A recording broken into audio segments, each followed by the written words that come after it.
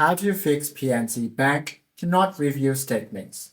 To fix the PNC Bank cannot review statements error, you first of all have to try to disable any active VPN services from your device.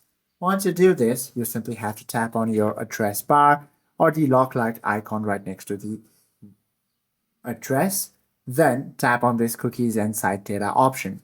Once you tap on this, you should be able to find this trash bin icon. You simply have to tap on this and remove all sorts of corrupted data within the website.